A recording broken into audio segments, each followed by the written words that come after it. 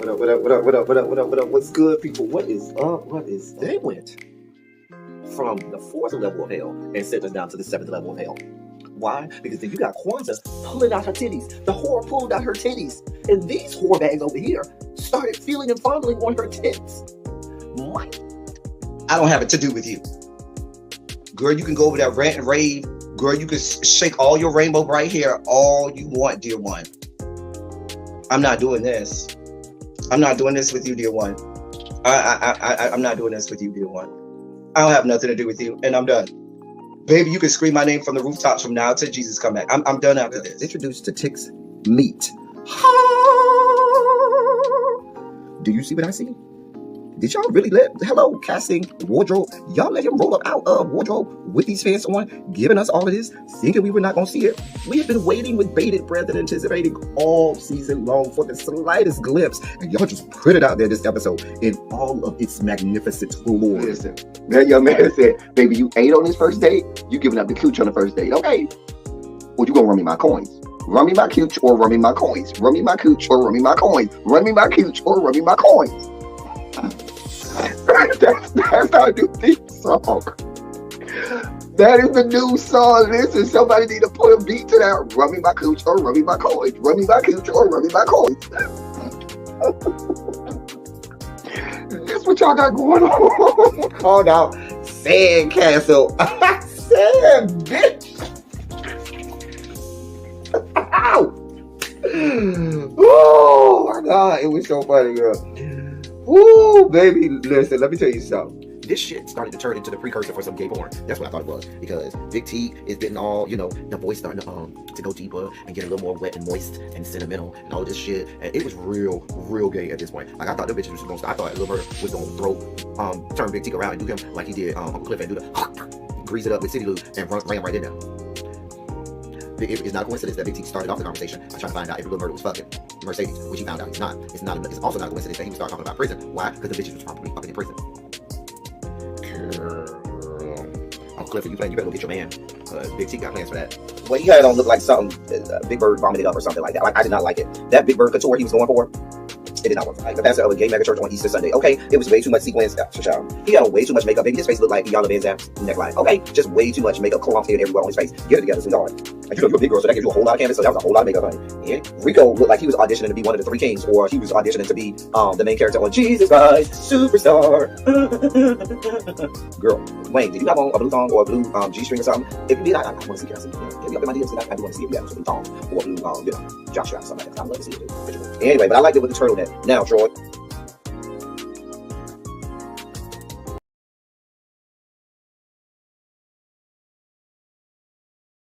Had to make sure to unmute.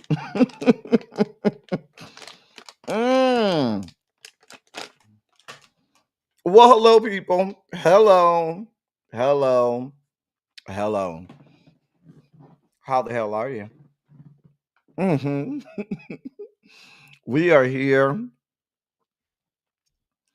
for another edition of Run Your Mouth. I am L Teddy 27 here to give you the day's headlines, top stories, and just stuff I think you might want to know about. Anyway, how's everybody doing today? I'm over here trying to eat and talk at the same time, which is never a good combination for me. Nevertheless, I hope your Thursday is going well. I hope yours was stress-free. Listen, can I tell y'all, mine gonna be stress-free when I get off of here. When I get off of here, can I tell y'all, I don't have nothing else planned tonight except to call somebody over so we can maybe spoon and do some wrestling and then spoon some more. Then maybe some more wrestling. I might try and get me about 2 rounds of wrestling in tonight. Shout out to all of the people that wanted to get some wrestling in tonight. Y'all be sure to press the like button, please. Share the video out, all of that good stuff. Do all of the things. I've been working today on the channel, so I tried to make this design. I think I got it set up. I'll I'll show it once we get ready to start get started with the in the dossier. But so I've been doing a little bit of work in the lab, trying to learn some things. I've been on this platform for a few months now, and I just really have not played around with it. So I played around with it today just to get some acclimated with some things and see what I could find, see what I could play around with, see what how I can change things up a little bit and all that good stuff. Okay. So yeah, we are here. We are going to make it do what it do, give you all of the info that you need for today. It's a labor of love. We be working over here, y'all. Listen, we be working over here for y'all. Be working. Do you hear me? Working. Nevertheless, um, it's a labor of love, and we always want to do what we can. Let me say hey to y'all, and then we'll go ahead and get this party started. I don't know how I feel about this blue. I'm gonna go back to red. Let's do red. I don't like this blue. Let's do some red. All right, there we go. Let's do that. All right. Let me say hey. We got Brown Mama, who is first. We got Drinks with D here. Lock Queen. Hey, Lock Queen. We got my girl Demetria here. Yana is here. We have Tracy W in the building. Terrence, what's good, bruh? Get Larry out here right now. Listen, Terrence, listen. Y'all been ever since January 20th, y'all done had Larry working overtime. Can I tell y'all, Larry done been working overtime. Y'all done had Larry working on overtime. Montrez, what's good, bruh? What is up? I know I don't want my box to be there. How you know I might not be beating somebody else's box in? Okay. Lord. Hair flip. Insert hair flip. Hey, E. Starkey, what's going on, beautiful? What is going on? Jeannie, hey, friend. I'm glad you like the hat. Hey, friend. Did Harold tell you about the time he was asleep in the car with his friend? Harold, do I need to drop the link for Harold to come up and get a story? When Harold get up in here, y'all let me know so we can drop the link so he can give us the story. Hey, Katrina, what's going on? One thing we got planned tonight is my daughter's. Okay, you going to your daughter's graduation? Congratulations on your daughter's graduation. It's always a great, memorable time to for a child to graduate. So tell kiss the daughter, tell her we said congratulations. We are so proud of her. You are incensed. I know that's right. Right. Come on, graduation.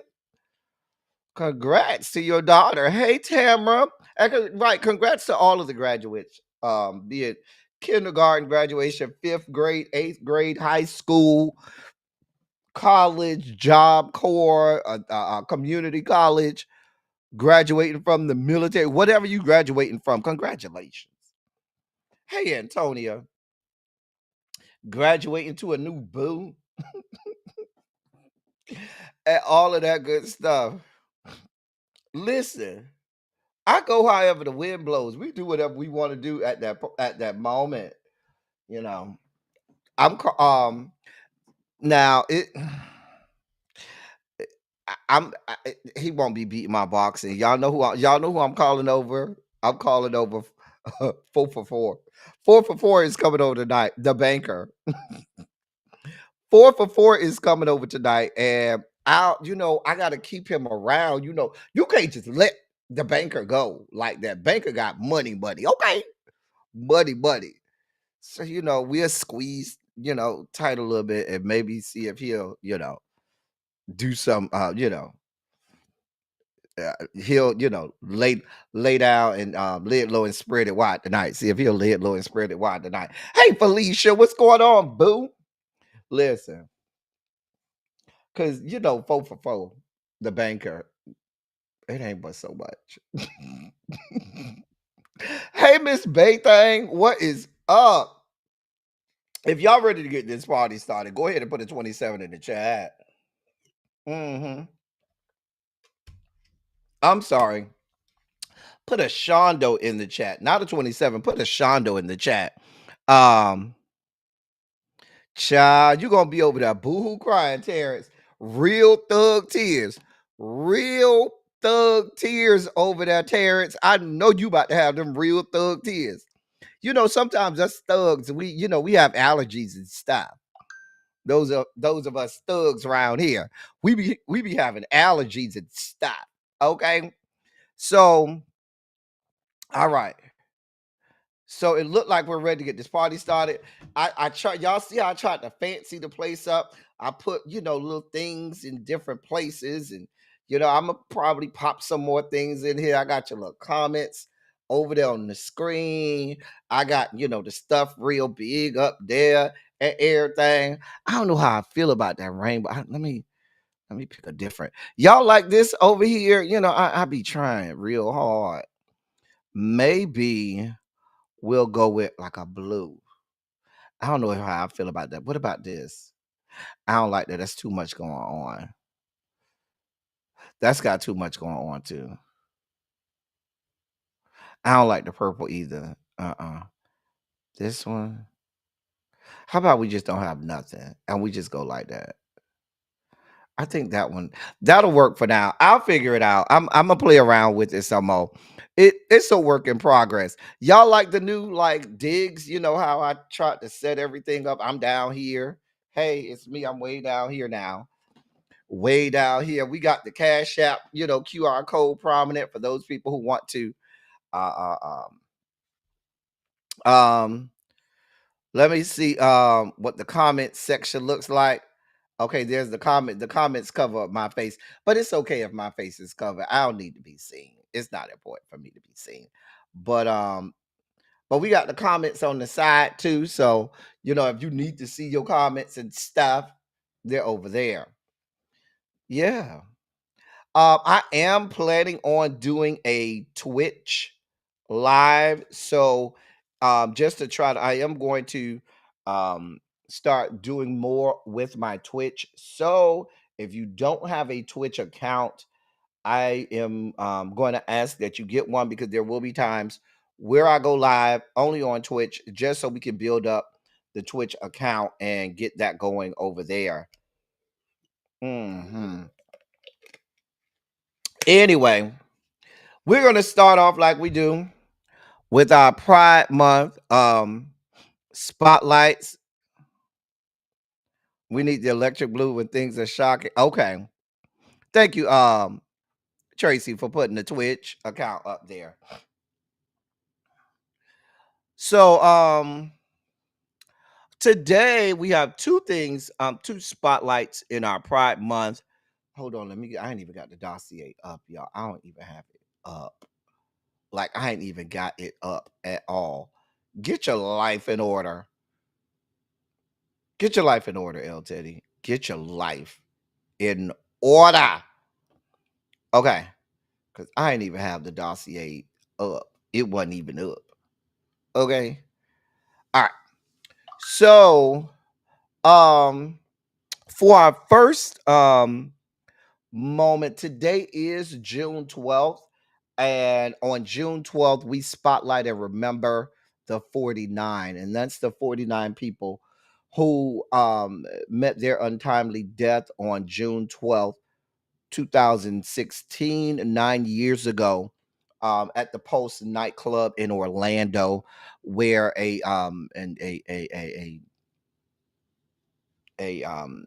murderer came in and murdered and took 49 lives.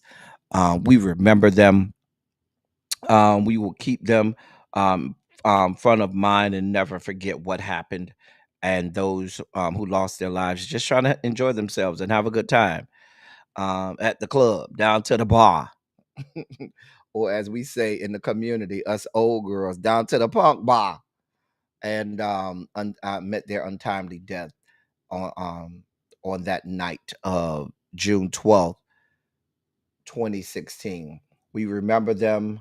We would not forget, although there are a lot of entities and people that would like us to not celebrate it or forget it. We will. I know in Orlando, I've talked to some of my friends over there. They are having some programs and remembrances today, throughout the day, today and tonight, for that. Hey, crazy homebody girl. So that is my first moment. June 12th, 2016, at the Post nightclub, where a madman came in and took the lives of 49 people. So we say, hey, we remember them. We will not forget. And certainly we continue to have our fervent prayers to the family, friends, and loved ones of these 49. In our next Pride Month spotlight, today we spotlight the woman you see on your left is Chai Hughes. Now, who is Chai Hughes and why are we spotlighting her today? Well, Chai Hughes is the founder of the first LGBTQ plus student group on an HBCU campus. Okay. Um, Co-chaired by Chai Hughes and fellow Howard University student Warrior Richardson in 1979, the Lambda Student Alliance was founded to foster and build community for gay students at Howard University, hosting educational seminars, executive board meetings, events, and even parties. Lambda Student Alliance provided a safe space where gay students and even faculty and staff at Howard could feel included and where their blackness, queerness, and livelihoods could exist on equal and irrefutable planes. However, Lambda Student Alliance was not formulated without a fight and without resistance from Howard's Howard's administration. The administration tried to prevent Chai Hughes, Warrior Richardson, and other students from chartering the organization, which subsequently led to LSA members' filing a lawsuit. The lawsuit forced the administration to acquiesce to their demands, and Lambda Student Alliance would later become chartered and recognized as an official student organization. However, Chai Hughes and other LSA members would receive homophobic backlash from administrators, staff, and even fellow students. In a 1980 Washington Post article, Kaylee Hill, the former president of Howard University's Student Association, felt LSA and gay students did not belong at Howard. With her stating, "quote I feel that homosexuality is an abomination and would be a destructive force on this campus. We have to consider the dangers of homosexuality and ask ourselves if this is something that that the black community needs." End of quote. Despite such regressive resistance to her activism, Chai Hughes' leadership prevailed on and off of Howard's campus. The same year, she co-founded the Lambda Student Alliance in 1979. She also became a founder of Sapphire Sapphos, DC's first ongoing political, social, and cultural group for Black lesbians, which was also the very same year the National March on Washington for lesbian and gay rights took place in Washington, D.C. Chai Hughes later became the first African American deputy director of the Los Angeles LGBT Center and has led countless initiatives and campaigns to combat violence against women, HIV/AIDS, homelessness, and so much more.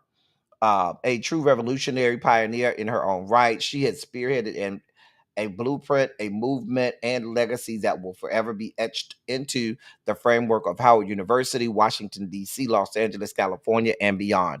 And that's the story of the first gay student organization at any HBCU in this country, Lambda Student Alliance, and that is part of the story of Chai Hughes, who is one of the founders, along with Warrior. Oh, I can't think of this man's last name. I just read the man, Warrior Richardson. That was his name. All right, his actual first name was Warrior, believe it or not. But yeah, interesting enough story. Hopefully you learned something. If today is the first time you learned about the story um of lambda student lambda student alliance, excuse me, put a 27 in the chat. Like I said many times, people, I try to give stories about people who you haven't heard enough of, and whose stories and need spotlight. So that is our hey Xavier, hey Candace F. That is our Pride Month spotlight for today. And with that, ladies and gentlemen, non-binary gender conforming members of our audience, I bring to you the late great Larry Myers to help us usher in our Sugar Spike segment.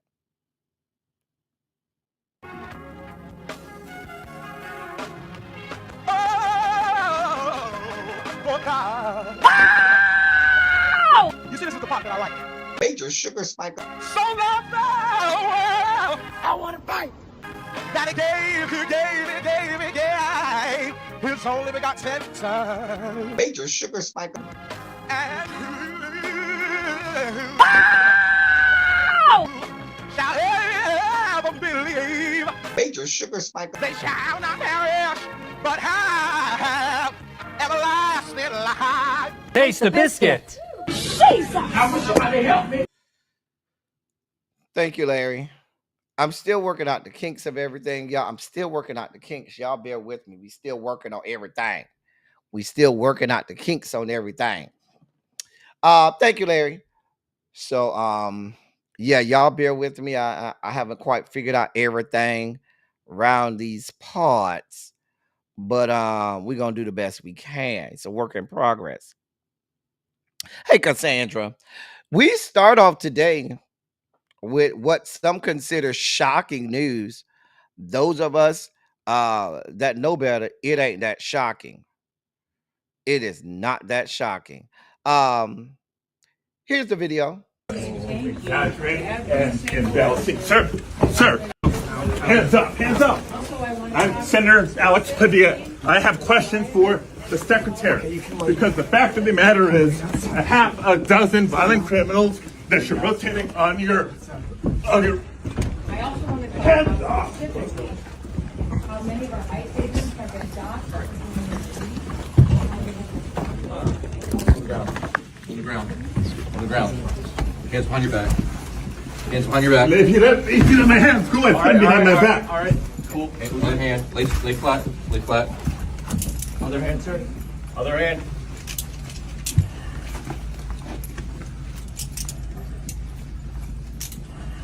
There's no recording allowed out here.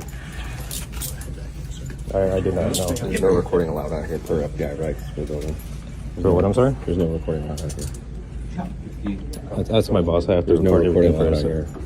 You can record. There's no recording allowed out here. I'm not a member There's of no the press. recording allowed out here. I understand that, sir, but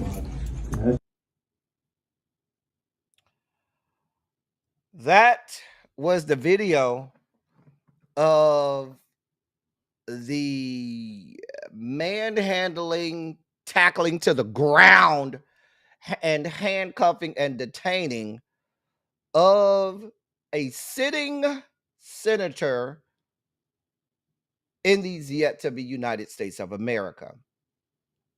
So if you did not recognize him, that is Senator Alex Padilla, the senior senator for the great state of California. He was forcibly, as you can see in the video, removed and then handcuffed after he interrupted a press conference Homeland Security Secretary Kristi Noem held in Los Angeles.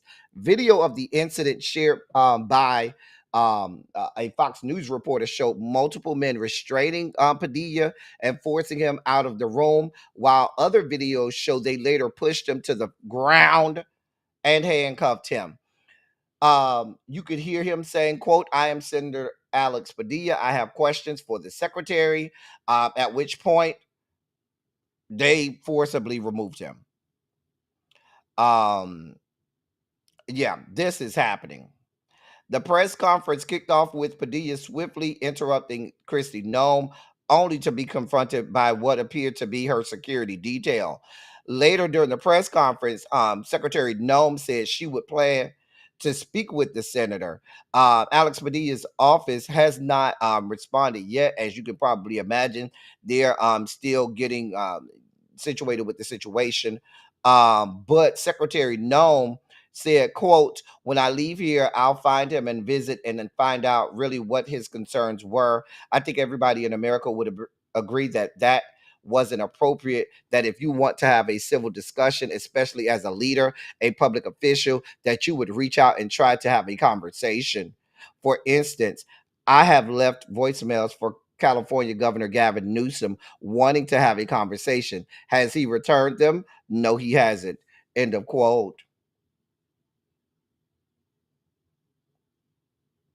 Now, Senator Padilla's office did respond to some press saying, quote, "Senator Padilla is currently in Los Angeles exercising his duty to perform congressional oversight of the federal government's operation in Los Angeles and across California. He was in the federal building to receive a briefing with General Gillot and was listening to Secretary Noem's press conference. He tried to ask the secretary a question and was forcibly removed by federal agents, forced to the ground, and handcuffed. He is not currently detained, and we are working to get additional information."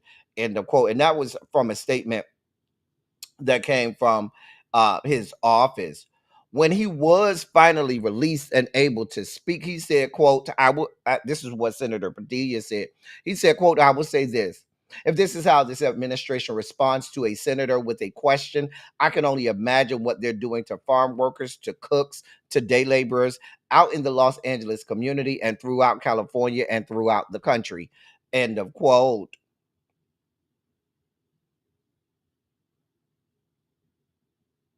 Now, the Department of Homeland Security have accused Senator Padilla of failing to identify himself and lunging at the secretary. He clearly said who he was. He clearly announced, "I'm Senator Padilla." Clearly, he said that. The Trisha McLaughlin, bitch on wheels extraordinaire herself, she's spokesperson for DHS, said, wrote on X, quote, "Senator Padilla chose disrespectful political theater and interrupted a live press conference without identifying himself or having his Senate security pin on as he lunged towards Secretary Noem." End of quote. She went on to say on her social media platform, "Mr. Padilla was told repeatedly to back away and did not comply with officers' repeated commands. Secret Service thought he was an attacker and officers acted appropriately. Secretary Noem, met with Senator Padilla after and held a 15-minute meeting." End of quote. Trisha McLaughlin is a fuck bitch. That's the best words that I can use for her.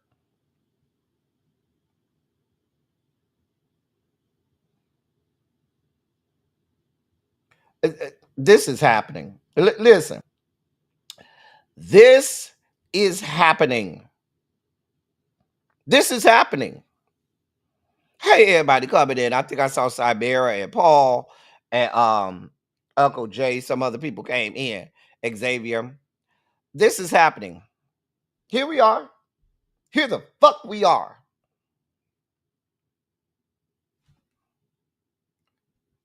This is happening. And This is why I keep telling people, listen, I can't tell people what to do.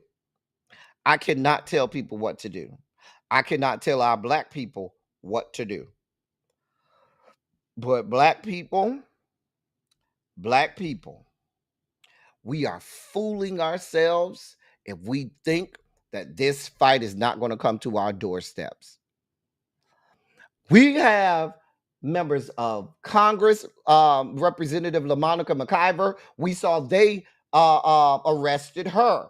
We have sitting mayors getting arrested. Okay. Ross Baraka was arrested. We have now a member of the Senate that is being shoved around, thrown to the ground, handcuffed, and detained. And then the U.S. Department of Homeland Security blatantly lying and saying that the man did not identify himself and lunged at Secretary Nome.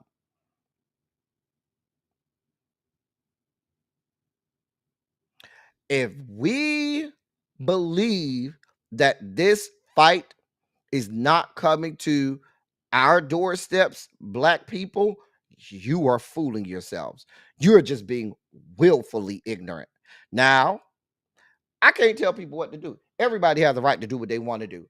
You work out your own soul salvation with fear and trembling. Okay, you do that. However, I will say this. I'll say this. Everybody has, freedom to do and go how they please. But I want you to understand that it's not going to be if, but it's going to be when. When the fight knocks on our doorsteps, black people, I want to know what the response is going to be. Because if you are saying, well, we're not going out there on the streets and protesting, okay, what are you going to do then? Because Congress ain't doing a fuck thing. We couldn't even get black people to go out and vote the way they are supposed to vote. We couldn't even get them to do that when all they had to do was go and vote. We couldn't even get them to do that because the numbers show that scores and scores and scores and millions of black people chose not to vote.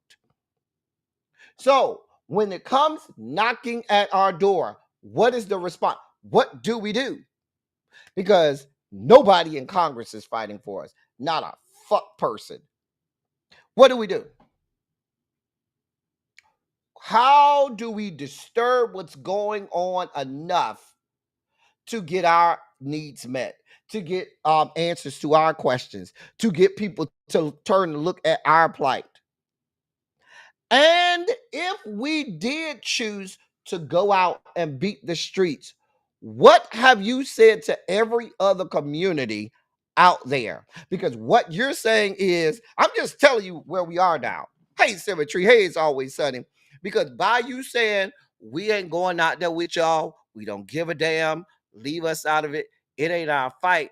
Well, when it is our fight, y'all gonna be feeling some kind of way when everybody else says exactly what you said. Y'all gonna be ready to fight, gonna be cussing, kicking, and screaming when other communities say, we're not going over there, that's not our fight. Then that's gonna be a problem. I'm just trying to paint this picture for you. Because if you have not noticed, every person, every entity that you think, oh, they're not going to do that. They're not going to touch them people. They're not going to do that. That's a bit too far. They've crossed that line.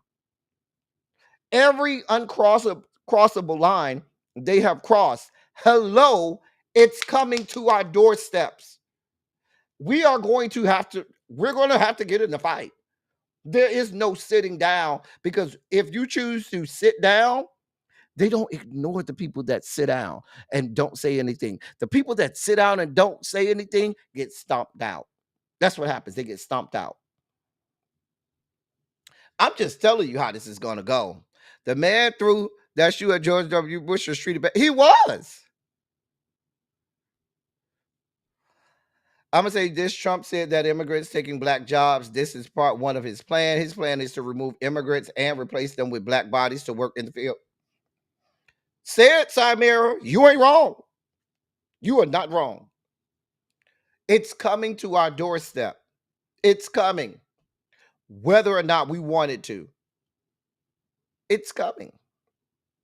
And what is going to be our response? Please, the same people who are saying, no, we ain't going out there. No, we got to stay in the house. We can't go out there. What then is our recourse? I just want to know, what is the plan? Because if you don't start having a plan before it gets to your doorstep, it's too late to develop a plan once it gets there.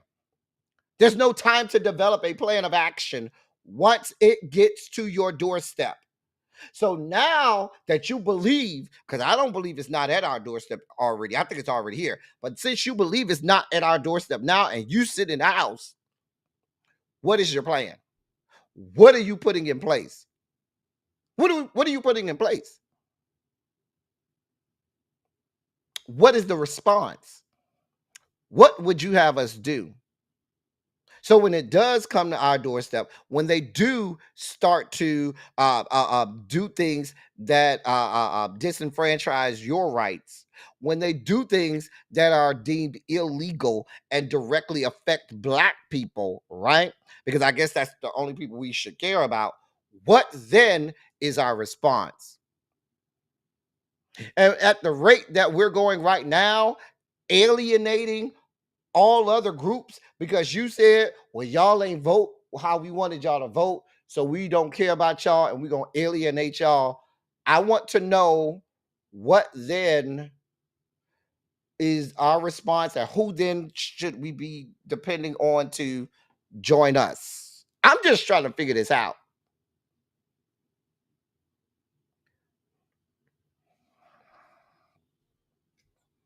I'm just asking. That's all I'm asking.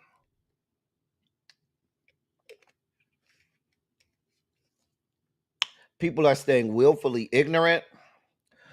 People are just looking the other way. It's coming, people. It is coming. What are we going to do is the question. It's coming. We had represent. It wasn't enough when you had a mayor of a city who was doing oversight on a detention center in his city. In his city, the mayor was arrested. You had a sitting member of Congress arrested because she went to do her job, which was oversight. These are actual elected officials. We have a sitting member of the United States Senate that was accosted. It is happening in front of us. And like I said, I ain't going to tell you what to do. I cannot tell people what to do and how they need to do it. But what I am going to say to you is you're fooling yourself if it's not going to come and knock on our door as Black people. And my question yet again and yet still is, what will be our response? Because you told us we can't go in the streets. We can't go protest in the streets. So what then is our response? If we can't go protest in the street, what then is our response? You ain't gonna go vote. You already proved that in 2024. You're not gonna go vote. So telling people to get out and vote, that ain't gonna work for Black people because they're not gonna go do that. We go to our elected officials, they ain't doing a fuck thing. As you can see, the Democratic Party is not built for this. So what then do we do? Because if you keep thinking that, now I'm not promoting people go out there. I'm not promoting anything except for all I'm saying is don't tell people not to go out there. If they choose to go out there, let them go. If you choose to stay home, that's your prerogative as well. However, what is our response going to be? We see what's going on. Whether or not you choose to go out there or choose not to go out there, Black people, let's consider this. What is our response going to be when it's our turn? Because our turn is coming faster than you think. It's coming. It's coming. What will our response be? we going to do?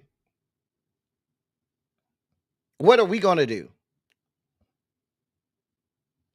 That's a real question. What are we going to do? Let me see what y'all said. Xavier said, now let's be fair. Do we alienate ourselves or did they alienate us? Black people historically have been at the forefront of every social movement. You want to know why, Xavier? Because Black people understood that that's what we are.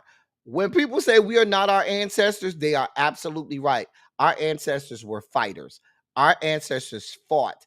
They fought the powers that be, and they fought to make sure that everybody, regardless who they were, regardless if they decided to get up and get in the fight, they fought for everybody. When the civil rights movement happened, they were fighting for civil rights for all groups of people, not just Black people. You don't get to pick and choose. One of the things that you hear me say on this platform all the time is when you let them do it to one marginalized group, you have made it open season for all marginalized groups. You've made it open season. So I ask again, what are we going to do? You can say they alienated us by how they voted. Okay. I got a news flash for you. Voting isn't the only thing that we do when it involves politics. That's not the only thing that you should do. At least for me. My politics doesn't begin and end with at the voting booth. I have to stay informed all the time. I have to send letters and calls to my Congress members. I have to be informed of what laws are coming down the pipeline. My only way of being in this fight is not just at the voting booth, because if you think that's the only fight that we have, you're dreaming. You're living a dream. And I say to you again, y'all give all of this smoke for the Latino community when I told you the Hispanic and Latino community, the majority of them voted for Kamala Harris. Let's be clear. The majority of the Hispanic and Latino community voted voted with us. But y'all got all of this smoke for these people. Where is the smoke for the people descended from the Caucasus Mountains, most of whom, the majority of who, did not vote for that man? Did not vote for Kamala Harris, did not vote with us, and rather are doing everything in their power to remind us that we are lesser than. All of the smoke for other marginalized groups, none for the people who you should have smoke for. That's just a real observation. I work at immigration. ICE gets training in Cop City, Atlanta. That is very true, Cymera. Very true. That's why there were so many protests against Cop City, and they still have not. There's still been no consequences for the murder of Tortuguita over there in the encampment that was protesting Cop City over in Atlanta. But that's a whole different situation. Same place where IDF comes to the U.S. and trains them. Same IDF doing genocide to the Palestinians. You're right, Samir. I keep saying I have an eerie feeling about Saturday. The fight is going to come to our front doors, whether or not we want it to. What are you going to do? Are you going to be ready? That shit between Elon and Frumpy was a distraction to something bigger. Wait, and then we continue. Exactly, Brown Mama. Hey, Ravine. Now Black people can't stay asleep. I ain't tell Black people nothing. You have the right to stay asleep, but understand that while you're sleeping, people are doing things adverse to your safety, to your liberty, to your freedoms and livelihood. You can choose to stay asleep, and I am not telling people that they cannot stay asleep, but understand you have made a choice. And by the time you wake up and realize what's going on, it may be too late to fix or get in front of whatever's happening.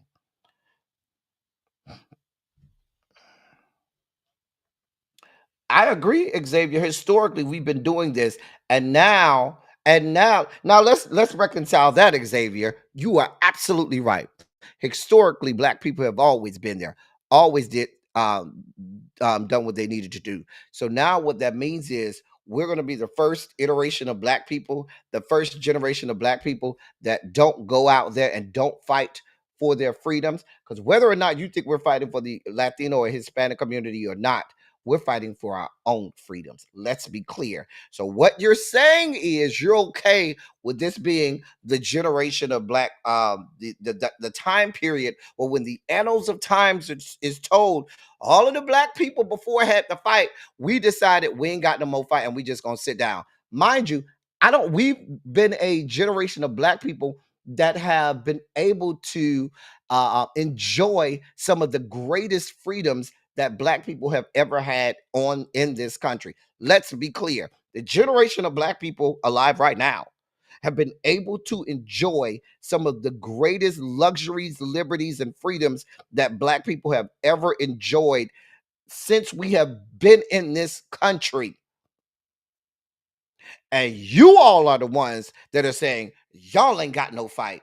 The ones that were getting beaten and maimed and killed and hung and lynched and disenfranchised and all of those things for hundreds of years, they was always in the fight, and they have a tenth of the freedoms that we have. But us, who've been able to sit back and enjoy some of the greatest luxuries and freedoms that our ancestors and forefathers could not have even dreamed of, we're the ones who decide that now it's our time to just sit back because we don't have time, because we tired. Tired of what? You didn't do anything. Let me be quiet. Let's move on. My son loves to protest. I can't stop him, but I haven't heard him say we would protest with this cause. This one makes him nervous. I understand that. And I understand that people have the right to be nervous. But what I'm going to say to you is think about our forefathers. And I'm not telling people to go out there and do and put themselves out there. There are many different ways to exercise your right to fight against this.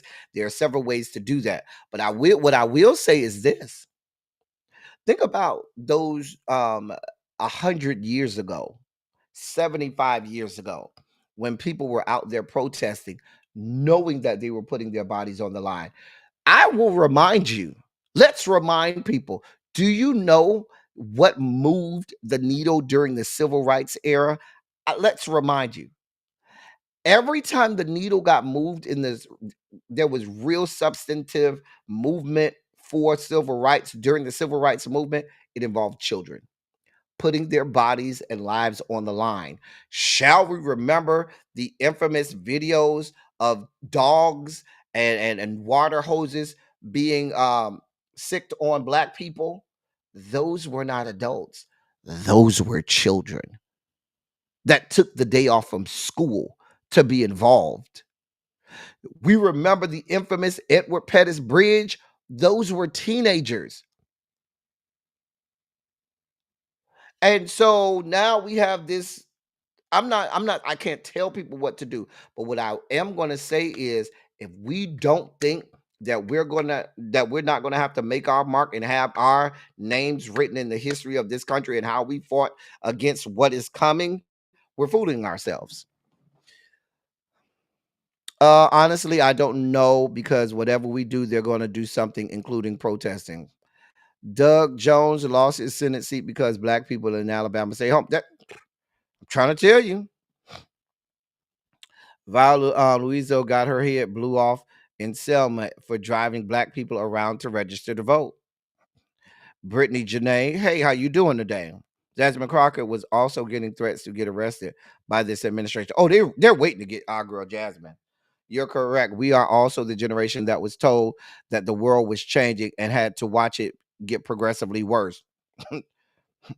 Democracy does not come cheap. Freedom is not free. Freedom is not free. We have to fight for it tooth and nail.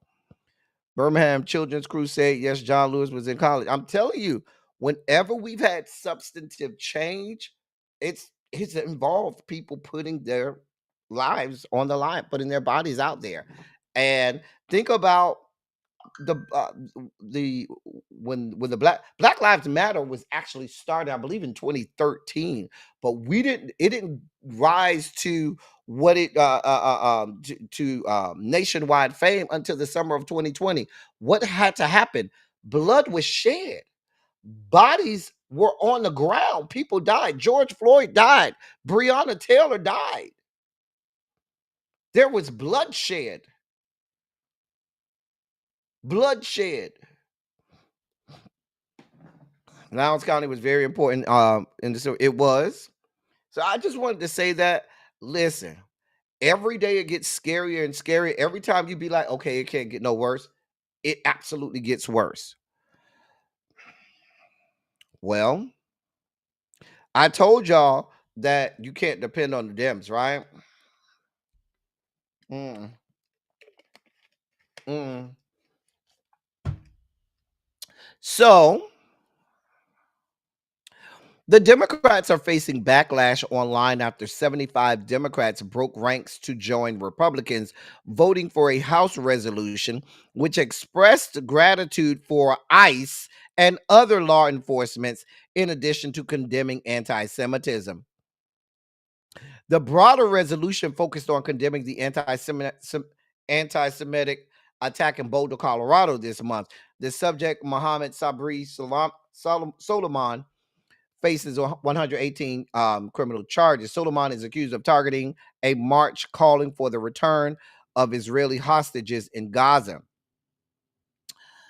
It is not uncommon for Democrats to thank law enforcement. However, the move comes as Los Angeles has faced days of political unrest following ICE raiding several downtown city neighborhoods, arresting over 50 people as part of the Trump administration crackdown. The resolution was introduced by Republican Representative Gabe Evans. Of the 212 Democrats in the House, 113 voted against the resolution. Representative Joe Neguse of the district where the attack in Boulder occurred was one of the 75 Democrats who supported the resolution. The resolution, quote, affirms that free and open communication between state and local law enforcement and their federal counterparts remain the bedrock of public safety and is necessary in preventing terrorist attacks, and expresses gratitude to law enforcement officers, including U.S. ICE, U.S. Immigration and Customs Enforcement personnel, for protecting the homeland. End of quote. The support from Democrats for the resolution has received swift online backlash. A list of the 75 Democrats who supported the resolution was shared and has been viewed over several million times.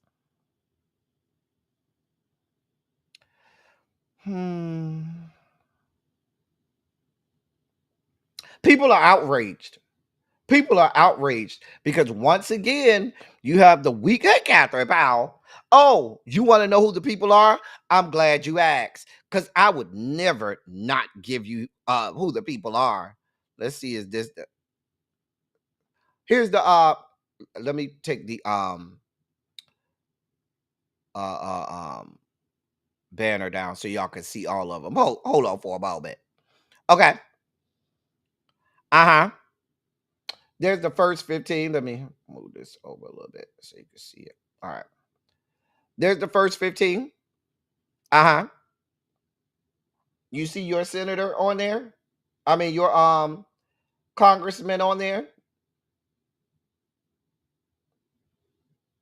You knew Wesley Bell was gonna have his bitch ass on there. You know Wesley Bell is the one who took our girl Corey Bush out. You knew bitch ass Henry Cuellar was gonna be his trifling ass on there too. I can't stand him.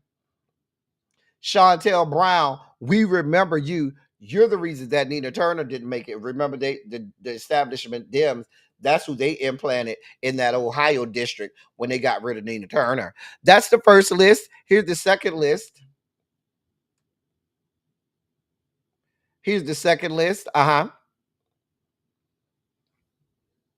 See who on this list that I recognize.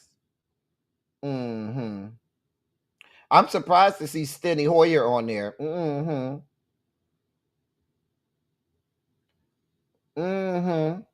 Let me know if you see your senator on there. I mean, your representative on there. Here's the third list. See who on this list. Um, Hold on. See who we have here. Lucy McBath. I'm surprised at you, Lucy McBath. I'm real surprised at you.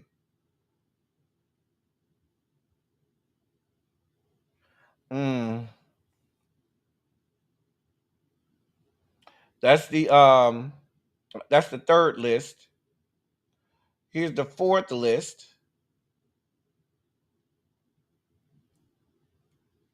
I'm surprised at you, Terry Sewell. I'm real surprised at you. Mm-hmm.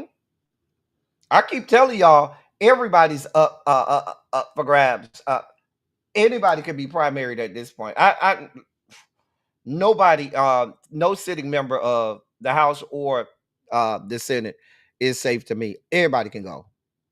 And here's the last list.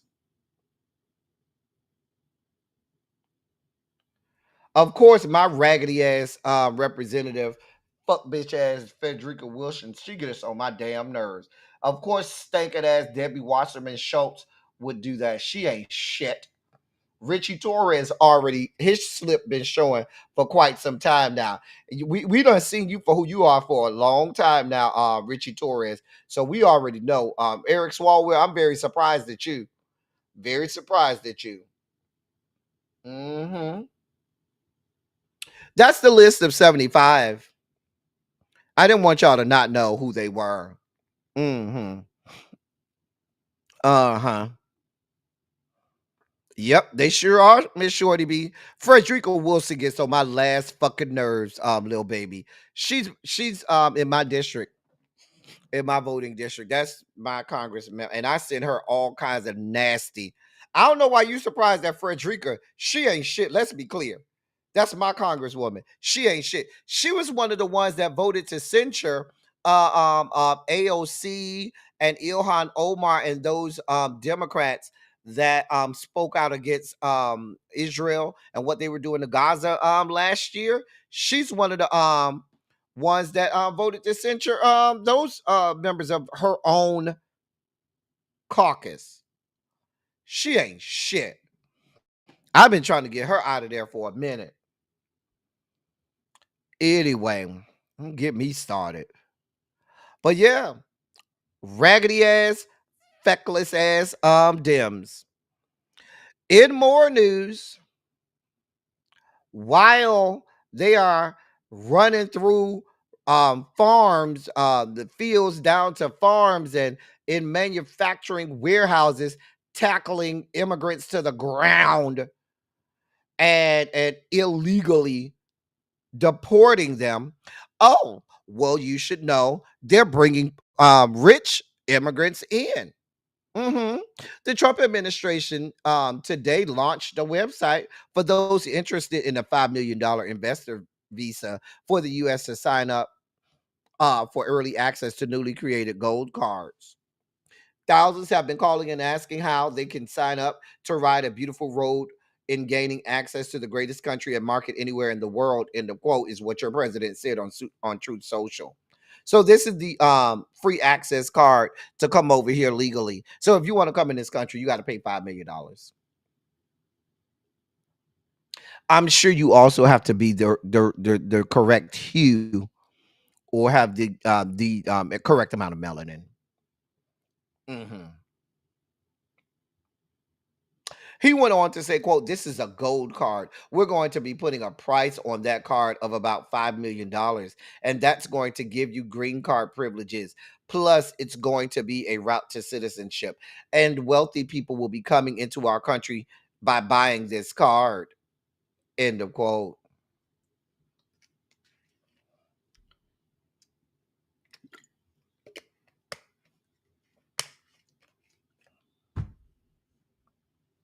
Of course, the ugly card has his face and his signature and all of this mess. The website is up if you need it. Right.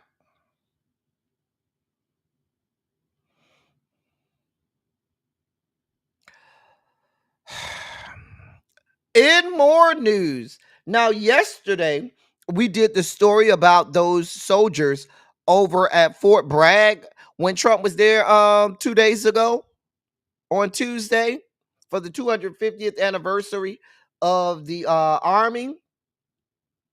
Well, and I told y'all yesterday, I said, something don't sound right about that, because because they were booing, certain people and cheering certain people. They were booing people who Donald Trump didn't like and cheering certain people who Trump did like. Well, now it's coming out. Now it's being reported that they actually handpicked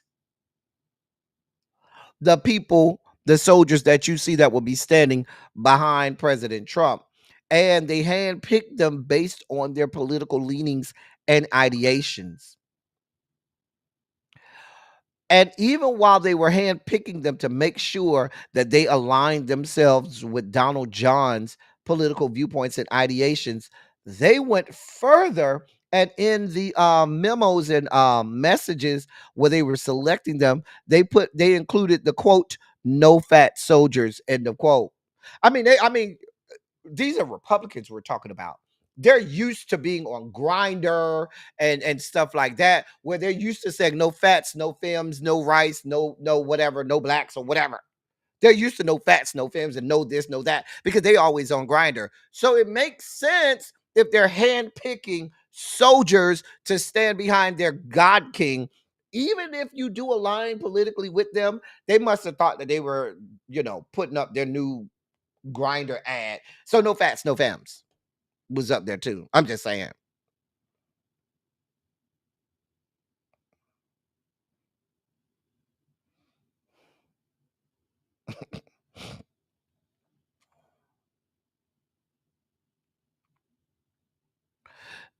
And part of the message that went to the soldiers, it said, quote, "if soldiers have political views that are in opposition to the current administration and they don't want to be in the audience, then they need to speak with their leadership and get swapped out," end of quote.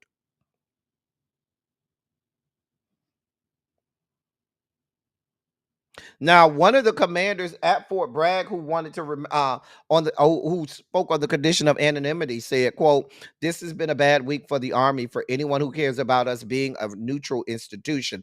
This was shameful. I don't expect anything to come out of it, but I hope maybe we can learn from it long term," end of quote.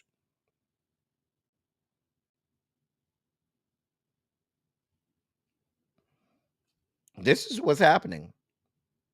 This is happening. This is absolutely happening.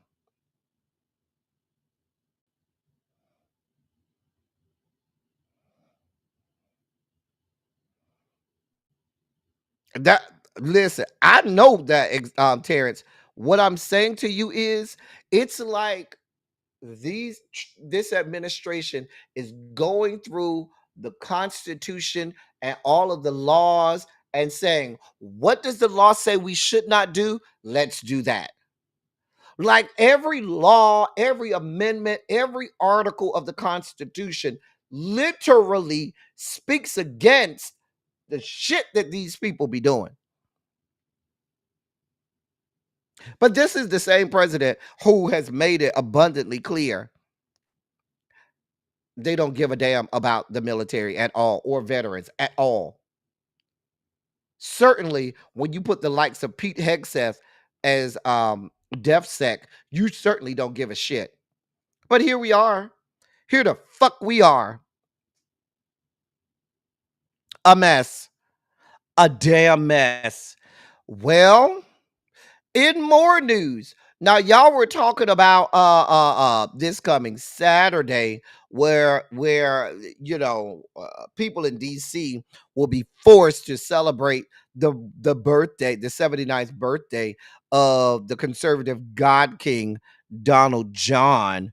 Well, they want to ensure that the seats are not empty as you see in the picture there. They want to make sure that that's not the case, that that young man, when he shows up down to this birthday parade and celebration, that these the seats are not empty.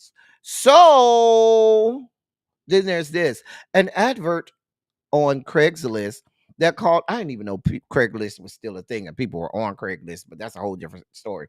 An advert on Craigslist that called for, quote, seat fillers, end of quote, to attend President Donald Trump's birthday military parade on Saturday has drawn suspicion, with many observers calling it fake. The post, which called for bodies to pack the stands at Trump's event, said that it wanted, quote, maximum perception control, end of quote, and promised to pay responders in cryptocurrency for their work. Trump has said the White House will be hosting a military parade on Saturday to celebrate the 250th anniversary of the U.S. Army's founding during the American Revolutionary War, which is also the president's birthday. The parade will take place on Constitution Avenue with seating along the side of the National Mall for viewers to see. The Craigslist ad which was posted yesterday morning, called for, quote, seat fillers and extras to provide their time for space maximization and attendance perception, end of quote. Participants were promised $1,000 paid in unspecified cryptocurrency, which the ad says was provided by Fight LLC, a holding company that owns large quantities of the Trump cryptocurrency launched during the 2024 election. The ad said the drive to find spectators was organized by T Mellon Events. The company website or name does not appear in any search engines, and it has no record of working in events management. The featured image on the ad is of a Russian military event, prompting many viewers to theorize that the ad is a hoax designed to make the White House look like it needs more bodies in the crowd for Trump's birthday. I don't think they're gonna have no problem finding people. I don't think they're gonna need no seat fillers. These people, are go out of their way to pledge allegiance to their God King. Terrence, you're saying that as if the people in charge now have any clue of what the fuck is going on. You have to understand that, Terrence. These people don't have a fucking clue. Because when they started telling us about all of these tanks and things, in my mind, I was like, well, isn't that going to tear up the streets and the asphalt? And isn't that going to cost a lot of money to have to go behind these tanks and armored military grade vehicles and fix the streets afterward? Like, I'm trying to really figure this out. And I ain't never been in the military. I don't have expertise in military grade weaponry or military arsenal or service vehicles. But I can imagine that when you put a tanks don't run on wheels. Tanks have the little thing that go around and around and stuff. And I figured that would tear up the asphalts on the streets and shit. Who's gonna fix all of that? Wouldn't that cost a lot of money? I'm just saying, but they're here for government efficiency, right? They're here to try to save money and all for government efficiency, right? No, I'm glad you put it out there, Terrence, because these are questions that I had. These are questions. I'm glad you put it out there, Terrence. We need that. We need your expertise. Some of us went in the military, so we need to know these things. But this is happening. Do I know if it was fake or not? You never can tell with these people. It could have very well have been real. It could very well have been real. You see, they made sure to put one of Trump's shell companies, Fight LLC. That is a company that actually does belong to Donald John. That is one of his companies that he funnels his cryptocurrencies with. Fight LLC, and that came just after the assassination attempt.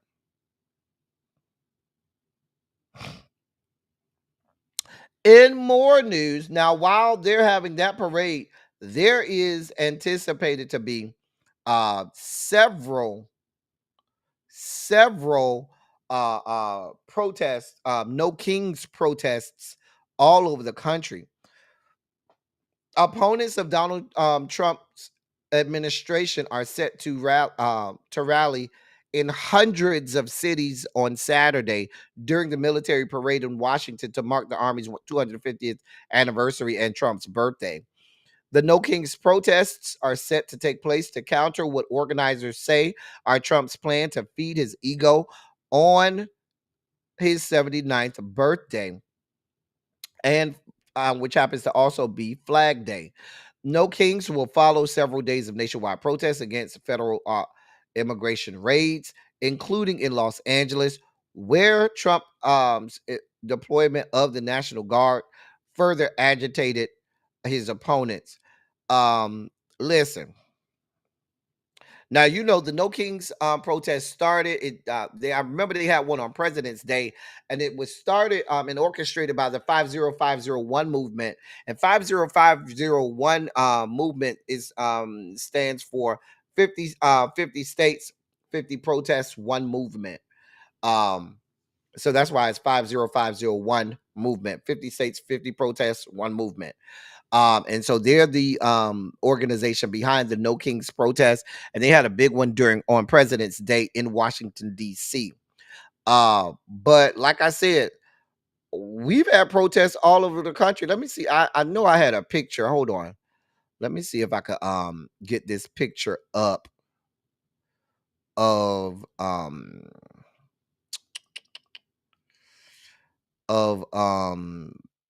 where all of the protesters. Oh yeah, here's the picture. Okay. Here's a picture of all of the protests going on all around the country. That's a picture right there of all of the protests going on around the country. Let me put this down there. Okay. Yeah. So, as you can see, it ain't just California. It's cities all over the place where we've all, and this is not where the No Kings protests are going on. These are protests that have already been taking place this week. These are protests that have been taking place this week. You see Atlanta up in there. They was out there yesterday. And yesterday and Tuesday, they was out there in Atlanta. Maybe they weren't playing around. But just wanted y'all to see where this stuff is taking place. In more now, listen. If y'all thought that story about the 75 upset your spirit, you wait till you hear this. You wait. Just sit down for a little while. Sit back, class, take out your notepads, laptops, or whatever you need to take notes. And I want you to listen to this, class, because this is going to piss you the fuck off. Here's the headline. Senate Democrats have been handed a tool to stop the big, beautiful bill. Thanks to a Republican vote to stop California from setting its own auto emissions, Democrats can challenge virtually any Trump administration action and eat up time on the Senate floor. Here we go. Republicans, the article says it's refreshing in a way that we no longer have to spend much time thinking about the Senate parliamentarian, the shadowy figure whose rulings supposedly decide what the chamber can and cannot do. Republicans put that to bed last week by overruling the parliamentarian over whether a Congressional Review Act or CRA resolution could nullify the Environmental Protection Agency's waiver allowing California to set its own air pollution standards on vehicles. Now, walk with me here. Walk heavy with me here because we're going somewhere, okay? California was given authority in a carve-out to the Clean Air Act in 1970 to set higher emission standards than the national rules, with the EPA subsequently granting waivers more than 100 times. The state was prepared to use its latest waiver to effectively ban gas-powered auto sales by 2035, but the Senate voted 51 to 44 last week to cancel the waiver, as well as two other waivers to tighten emission rules on diesel trucks and allow zero emission trucks on the road. The House had already voted for the resolution, so it can now be signed by President Trump. Only executive branch agency rules can be overturned by a CRA resolution, and only within 60 legislative days after being presented to Congress in an up or down vote that avoids the Senate filibuster. The Senate parliamentarian joining the auditors at the Government Accountability Office said the EPA waivers were not rules as defined by the CRA and therefore couldn't be put into a resolution. Senator Mike Lee, Republican of Utah, in a communication he sent last Congress about these very EPA waivers, agreed that, quote, the federal preemption waivers cannot be reviewed under the Congressional Review Act, end of quote. Yet Republicans said, quote, tough, we're doing it anyway, end of quote, and Lee voted with them. California has already announced that it will sue to maintain its waiver, charging that the Senate had no authority to overturn it. But the Senate operates largely on precedent. And now that the parliamentarian has been disregarded on this point, virtually any action the executive branch takes could be construed as a rule and therefore subject to fast-track congressional review. Now, here's the part that I want you to pay attention to. For this reason, Democrats could subject the Senate to time-consuming resolution votes repeatedly to such a degree that the Senate would not have time to do anything else for the rest of this session of Congress. In other words, Democrats could respond to the waiver vote by paralyzing the Senate and stopping the giant Trump tax bill from ever reaching the floor. Georgia State University assistant professor and former House Oversight Committee staffer Todd Phillips laid this out in a piece in the Prospect magazine this month. Any 30 senators can force a CRA resolution onto the floor with a required 10 hours of debate. These resolutions would need the president's signature, and nearly all of them wouldn't even get the Republican votes necessary to pass the Senate. But according to Senate procedure, they have to be dealt with if enough senators force them onto the floor. They must be debated and voted upon ahead of other Senate business if brought up for consideration. This means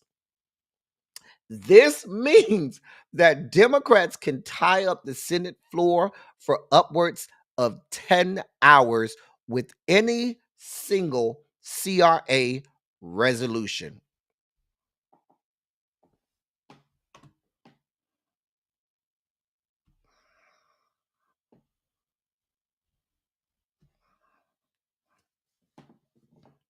Now, here's the deal.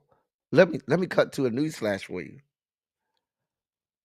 Senate Democrats are aware of this.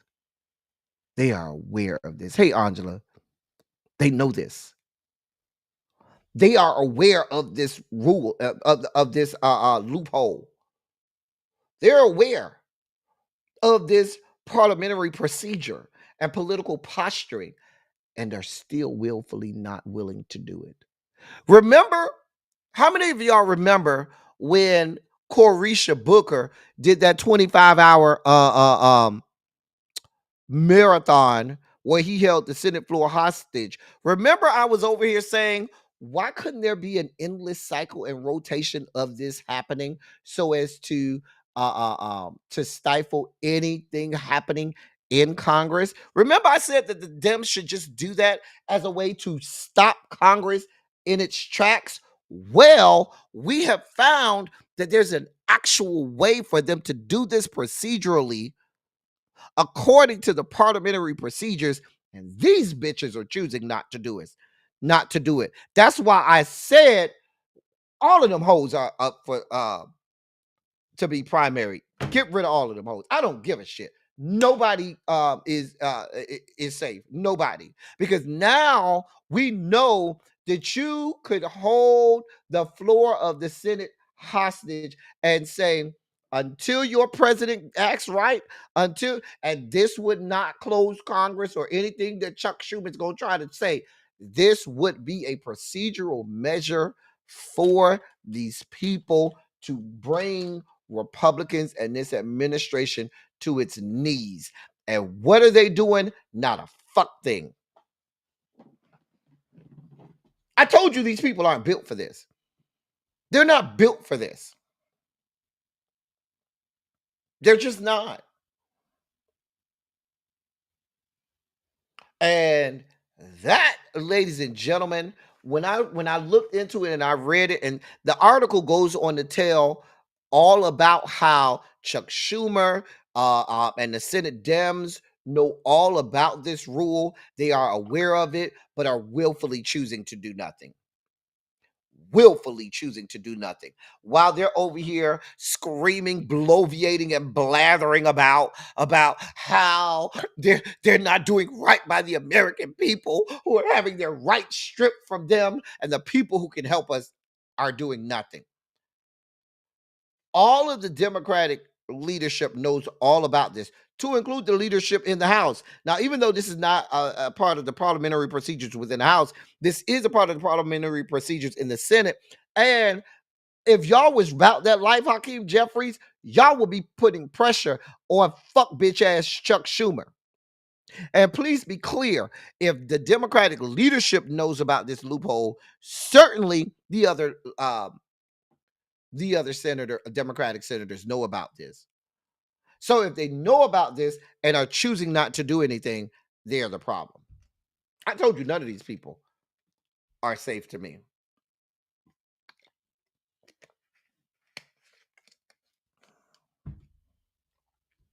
These people are willfully sitting back and doing nothing to stop what's going on. I just wanted to bring that to y'all attention.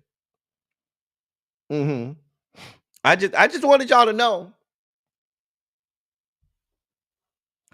Moving on. In our last sugar spiky story, now we highlighted David Hogg yesterday and this whole situation about the revote for vice chair. Well, David Hogg done came out and said he's not running again. He's come out and said he ain't running. That's what he said. Yeah.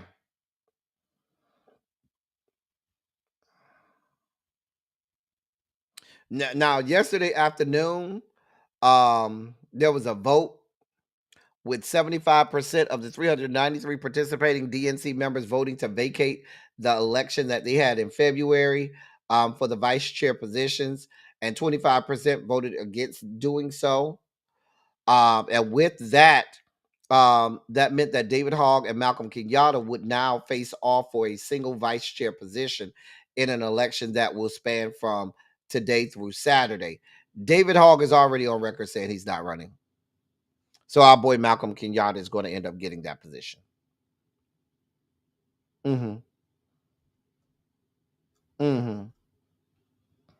David, this wasn't the right position for you anyway. Go over there with your organization. I don't even know why you ran for this position. This was not the right position for you. I don't know how you thought you were going to infiltrate the establishment Dems. They ain't at that point yet. They're not willing to let go. This was never the right position for David. It never was. Go over there with your organization. Go fight, and I agree with what your organization is doing. Fight against some of these establishment Democrats that ain't doing shit to primary them. That's your fight. You go over there and you do that. We don't need you over here. We don't need you over there to the DNC because the DNC ain't shit right now. It ain't. It ain't. I wouldn't even want to go over there and be associated with it. I really don't want Malcolm Kenyatta over there associated with them either. But here we are. As we delve out of the sugar spike segment and into our deeper into our dossier, we have to start off with some untimely news of the death of Ananda Lewis. Now, those of you all who grew up on MTV in the 90s, you know Ananda Lewis. She was one of those, she was those black girls from around the way. We loved Ananda. We loved seeing her. She was a black voice in a sea of whiteness over there on MTV. And we loved her. I loved Ananda Lewis, loved seeing her, loved her. She was a part of my teenage years. And it's sad that I'm gonna just say it. It's sad that she passed away, and it's possible she didn't have to. She was on record saying that it was a mistake for her to willfully choose not to get mammograms. She talked openly about her mom going to get mammograms for 30 years and her mom still ending up getting um, breast cancer. And she thought that getting the mammograms and being exposed to radiation may have given her mom breast cancer. And when she was diagnosed with breast cancer, she said that was a mistake that she made.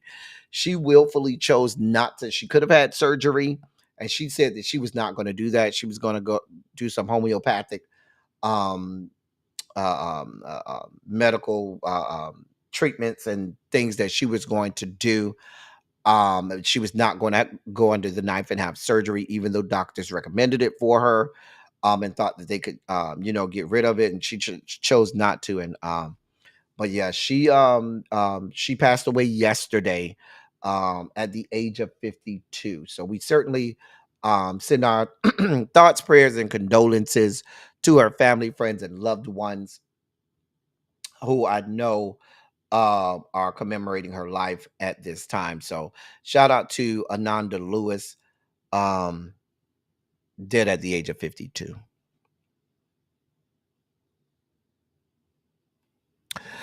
In your Diddy updates for today, now y'all help me out, please. Y'all got to be kidding me by telling me that this same lady who y'all claim is 50's ex-girlfriend. I don't know. Listen, I ain't in the courtroom, so I don't know. It's a lot of people saying putting the lady's information out there. Is this same lady still on the bench? She been on the bench since last week Friday. She been on the bench all week long. All week long. They say this is her 6th day on the stand. She been up there longer than anybody. This is her 6th day on the stand. Now, before the trial started, prosecutors yesterday said they wanted to remove one of the jurors, who Combs' defense lawyers claim is among the panel's black members, one of the black people in the jury. But what the prosecutors wanted that juror removed. It's not exactly clear why the prosecutor requested that juror be removed. But part of the parts that they were able to get said that there was a quote lack of candor that was end of quote cited about why they wanted to remove that juror. One of the prosecutors said, quote, "We were very reluctant to put in this letter. It appeared to be a lack of candor with the court that raises serious issues with us. We did not want to do this. We were compelled to do that." End of quote. So they were trying to get one of the black jurors removed. I think the defense purposely made sure to let y'all know it was one of the black jurors.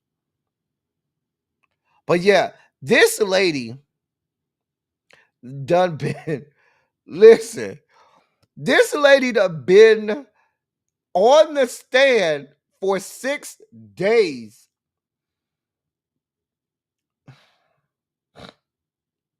Now, prosecution at the start of the trial today wanted to limit the number of text messages that Combs sent uh, um, to the witness in late 2023 and 24, saying he knew he was in legal jeopardy in the wake of Cassie's lawsuit.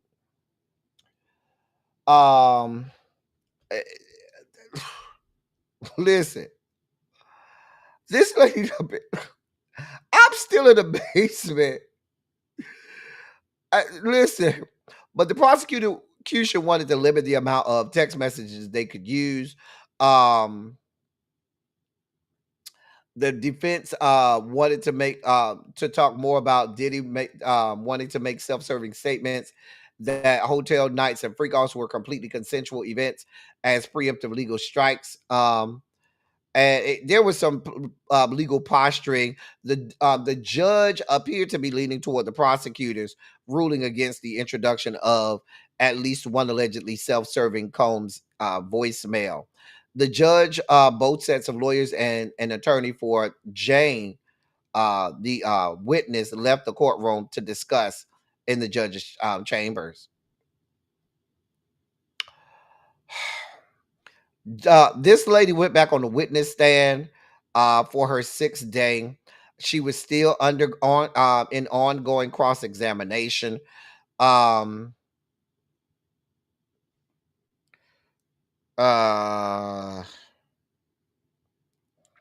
let me get to this. The defense started by going back to messages that she sent to Diddy in October of 2023 when she wrote to him that she was processing some sort of trauma and needed time to herself. She wrote that she wanted to please Diddy, though deep down she wanted the night to end. Diddy's attorney, Tenny Garagos, pointed to another message and asked her to confirm that she knew she was consenting verbally. He also pointed to the fact that she wrote Combs never knew she was uncomfortable. She confirmed that she did send those messages. The defense played a voicemail that Diddy left for her, appearing to show that he was sympathetic to her feelings after Cassie's bombshell lawsuit. Diddy said he hoped that they could mend their relationship, quote, so you can move on with your life, so you don't feel like I wasted your life, end of quote, according to the message. He also asked her, quote, what will make you feel better, end of quote. So they're trying to paint Diddy as, sympathetic to her and not being this monster that he is. A sex worker whose name has come up often in the trial, named, quote, Anton, end of quote, was known to have a relationship with another rapper and his wife, according to the witness. So one of these sex workers, his name was Anton. Now he was allegedly having threesomes with another famous rapper and his wife. Now, did they say who the rapper is? Anybody know who the rapper is? Anybody know? Because they're saying that according to Jane Doe, according to her, she said this person, Anton, was known to have a, quote, relationship, end of quote, with another rapper and his wife. Both the witness and Diddy had known in early 2024 that Anton was part of a, quote, relationship, end of quote, with this other unnamed artist. The witness said in cross-examination by defense lawyer Tenny Garagos. The witness fondly recalled Diddy throwing her a birthday celebration that, quote, felt like prom. I was going to say porn. That, quote, felt like prom, end of quote, in March of last year. The party in Miami included a 5-course dinner and music, as the witness called it, quote, really sweet, end of quote. The celebration was so moving, she said that she was okay with hooking up with the sex worker, Don. This is another sex worker at Diddy's direction due to his generosity with the party. So he threw her this big lavish party just so he could get it on with Dawn because he wanted to see some more of Dawn's dick. And so he just paid all of that money so she could feel good. And so she felt compelled to say, yeah, let's go ahead and bring Dawn in. I had enough to eat. You know, the party was good enough. You spent enough money. Go ahead and bring Dawn in. There were a number of positive changes in Diddy after Cassie's lawsuit in November of 2023, alleging he abused her, according to the witness. Under cross examination, she confirmed that Diddy's defense attorney that she felt closer to Diddy after the suit was filed. She affirmed the characterizations that she felt much more love from him after the suit, whereas before he was often cold and egotistical. The defense attorney Garagos asked her to confirm that Diddy became more apologetic, a better listener, and that he spent more quality time with her in that time. She agreed that Diddy had done all those things and that she felt she could assert herself more in 2024 than she had in the relationship previously. Defense attorney Garagos revisited a physical fight between the witness and Diddy at her residence in Los Angeles in 2024, which she described to the court under her direct testimony. She testified that the drawn out and violent incident began when she pushed Combs' head into a marble countertop. She said the incident was sparked by her feelings of anger over suspicion he was on a family trip in Turks and Caicos with another woman. The defense attorney is revisiting details of the fight, including what the witness said and did. She asked the attorney Tenny Garagos asked about what Jane throwing or the witness throwing a candle and glass before locking herself in a bedroom. During her direct testimony, the witness said she locked herself into a closet where she changed clothes. She alleged that Diddy began his own assault on her in the hallway after she exited the closet, and that she ran away and hid behind a wall outside for 2 hours. They went to lunch.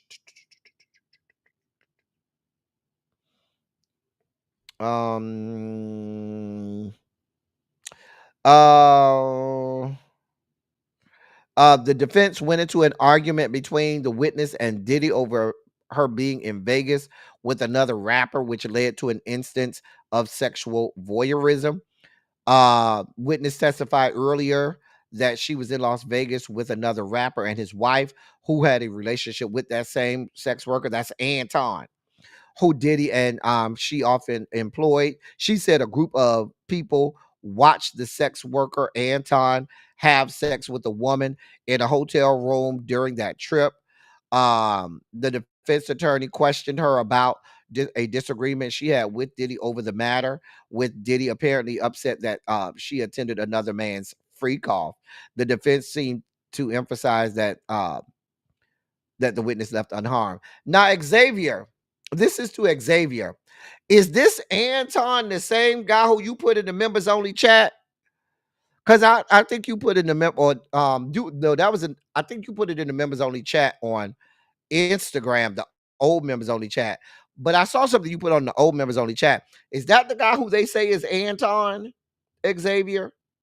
I just want to know.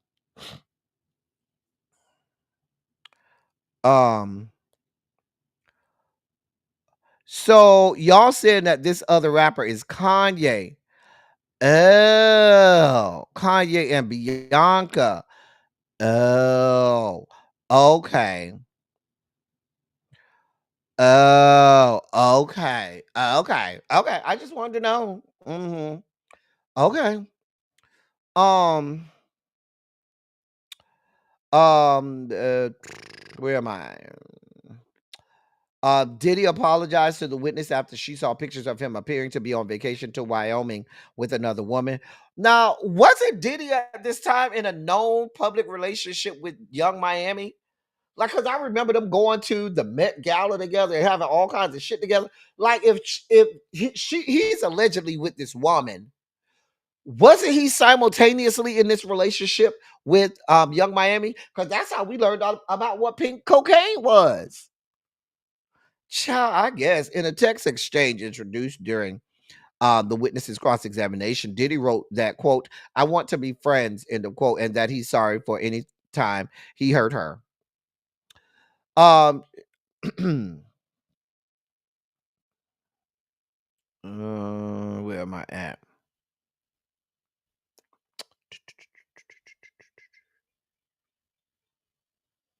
They said during one of the breaks, Diddy grabbed a handful of tissues and dabbed his eyes before walking out of the room. They don't know if it was emotions or allergies.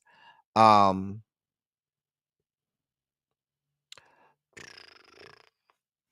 Federal prosecutor Maureen Comey took issue with the defense's cross-examination of the witness, which has been led by attorney Tenny Garagos.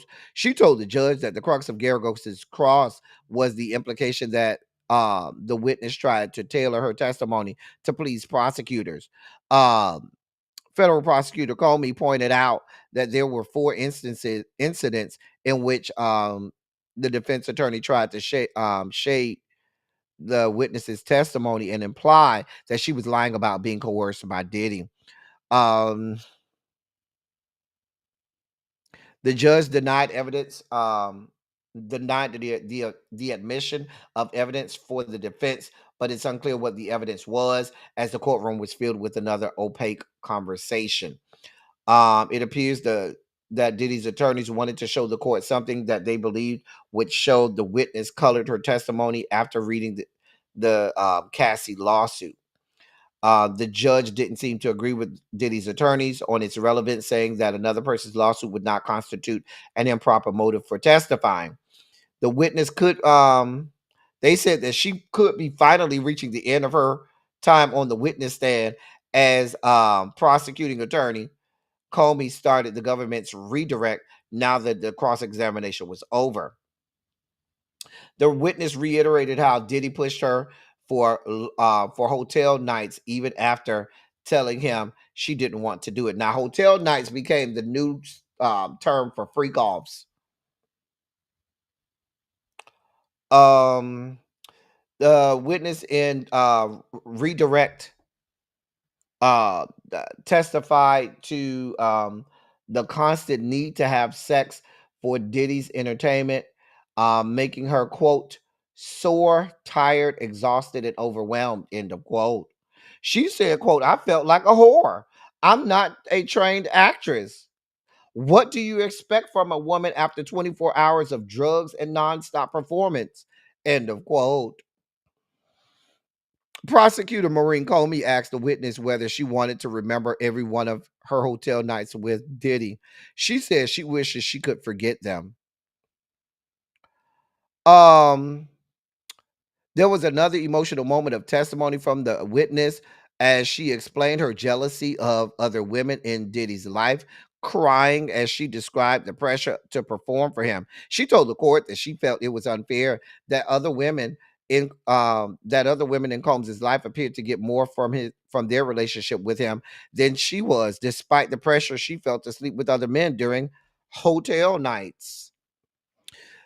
She brought up the nights with Diddy because she was frustrated at being forced to compromise herself and the treatment she got from him.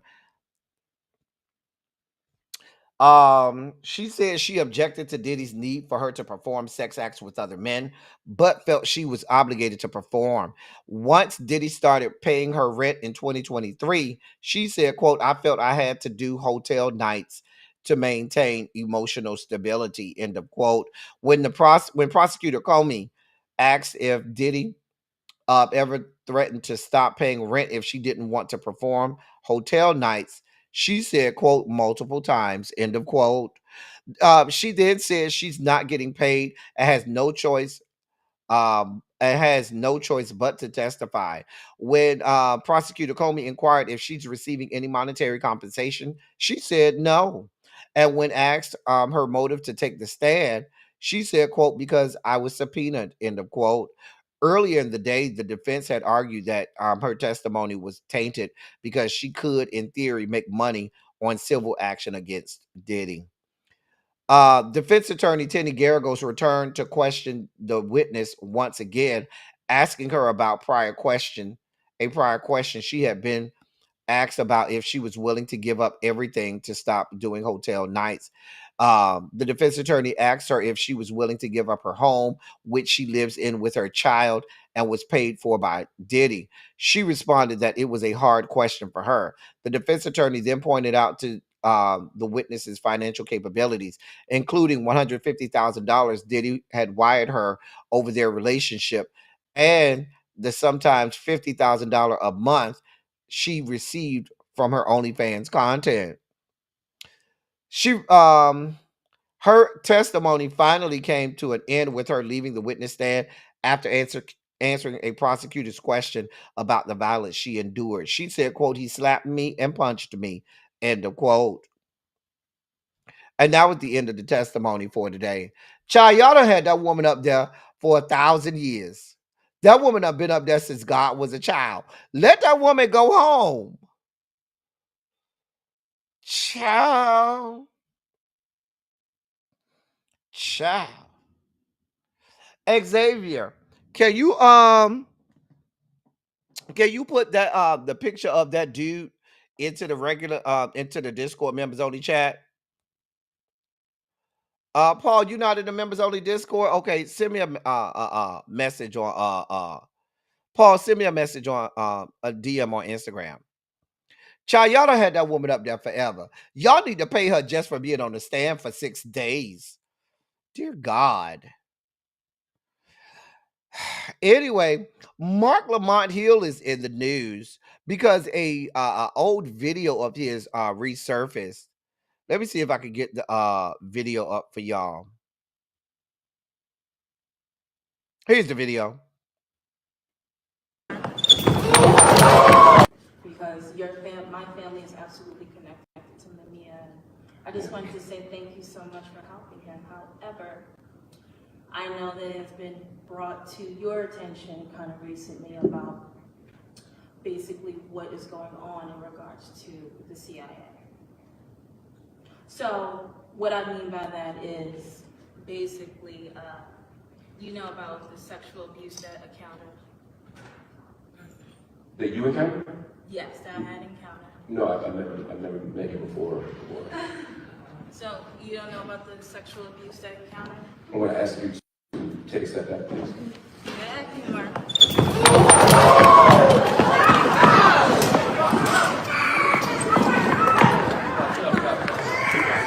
This woman's broken into the store and vandalized me. That's how this camera Robinson.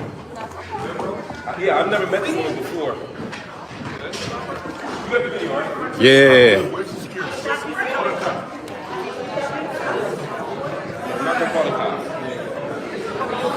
Yeah, I'm fine. I saw it coming. That's what I'm saying. Get justice. Thank you. I just got to get out. Get out. Someone get my son. Let's just walk out.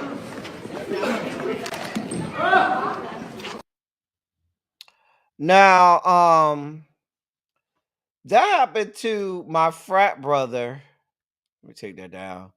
That happened to my frat brother back in January. The video just resurfaced recently, and so people were posting it last night and today. And so he had to come out and clear the air on it. And he said that that happened at one of his speaking events in January of last year, actually.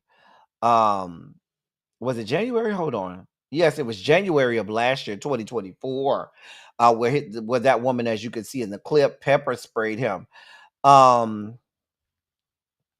Despite being the target of the unprovoked and public assault, as a good Kappa man would, he didn't press charges. Instead, he leaned into a restorative justice approach, working directly with the woman's family and community members. What he found was heartbreaking. The woman had endured serious childhood abuse and was struggling with major mental health issues. He said in a statement, quote, "I have done my best to make sure that she receives social and mental health support to help her heal as best as possible," end of quote. And so, you know, that could have went way differently. That could have went way differently. And you know, as a good Kappa man would, we're out here trying to help the people. He ain't trying to put that woman in jail. He could have had that woman put in jail. Could have. You posted 3 pictures of him. Okay, thank you, Xavier. Down to the palate cleansers. You got any nudes, Xavier? You posted any nudes in that? Any meat in those pictures, Xavier? Just let us know. So when we get off of here and we go back down to the members only chat, we can look at it. Shout out to the members. Anyway, but yes, I'm glad that this has a happy ending. That I am glad about that. So shout out to my fellow Noop, a good Kappa man. Hopefully I see you next month in a couple weeks in Phoenix, Arizona. Ciao. So this is happening. Y'all, for those people who like reality television, well, gay porn stars are coming to reality television in a major moment for Cam 4 and queer visibility. 7 of the most recognizable celebrated gay stars are crashing primetime television with a takeover of Bravo TV's hit show Below Deck. Cam 4, a leader in live streaming entertainment, has announced Beyond the Deck, Boys on Board. The episodes of the guys will run on June 16th and June 23rd on Bravo and Peacock. There's Cade Maddox, the cool-headed charmer and Southern powerhouse with over 200 scenes and a wall full of awards. Sky Knox brings adventurous energy and activist spirit, pairing his ripped physique with an unapologetic voice for LGBTQ plus rights. Jacob Ethan Dale, the grounded romantic, bridges Broadway and the adult world with Gavian wins and viral charisma. Tony Genius. Now I know Tony Genius is the second from the left with the afro. Um, they say he lives up to his name as the wild card, unpredictable and impossible to ignore. From Brooklyn, Dylan Diaz. Dylan Diaz is the one all the way to the far, far, far left, the last one on the left. I know that's Dylan Diaz. They say he commands the screen with a stylish figure prominent in both gay and trans scenes. Diego Silva, a suave strategist, brings dancer finesse and model looks that have made him a top draw in Canada and beyond. And then there's Marcel Eugene, the tattooed no holds barred creator whose raw performances have earned him cult favorite status. Okay. They say these people are well known. I only know 2 of them. And I don't like neither one of those 2 work. So yeah. I'm just saying. Listen, Chef Don died. Only ones I recognized was 2 on the right. The farthest to the right, I know that's Dylan Diaz, and the one with the little curly afro right there, that's Tony Genius. I don't like neither one of these stuff. So yeah, his content is not all that good. I don't like neither one of these stuff. I'm just saying. Now I don't know who this black guy is, right? I don't know who that is, right? Anybody know who this black guy is? I don't know who that is, either. Anyway, anybody gonna be watching it? It's gonna be on Bravo and Peacock on June 16th and June 23rd. Y'all can go over there and see it. So come here, BET. Because I don't understand y'all stupid asses down to the BET. So instead of bringing back 106 in Park, which is probably the best thing y'all had in the last 25 years. That's the best thing y'all had in the last 25 years on BET, 106 in Park. Instead of y'all bringing that back, y'all make up some new show, 106 in Sports, that nobody's going to watch. Now, I watch sports avidly, but I'm not going to BET to watch my sports. Cam Newton is insufferable. Let's be clear. He fine as hell, but he's insufferable. Nobody's going to watch this. Who asked for this? I mean, we have ESPN, Fox Sports 1, CBS Sports. We have many avenues with which to watch our sports. We ain't checking for you. Is that Liam? That didn't look like. Hold on, let me go back. I don't think that's no, that's not Liam. Liam is ripped. You see this boy got a little belly right there? Liam ain't got no belly like that. Liam got an 8-pack. That's not Liam Cyber. That's not Liam. Don't do that to Liam. I don't know why he's wearing kitchen wallpaper, Terrence. I don't know. Nobody asked BET for this. Cam Newton, you can say what you want. Cam Newton, now the hair kind of throw you off, but you cannot deny that man. That man is a fine piece of black man. But still, he needs to be groomed. But that don't negate the fact that he ain't fine. I'm just saying. But we're not going to BET for hell. We ain't going to BET for nothing right now. Nobody's paying to get BET. So we damn sure ain't going for no 106 in sports. I'm just saying. I guess and this can be filed under really be shit we ain't asked for. I'm just saying. Right. Bring back the news that y'all used to have on BET. Lord.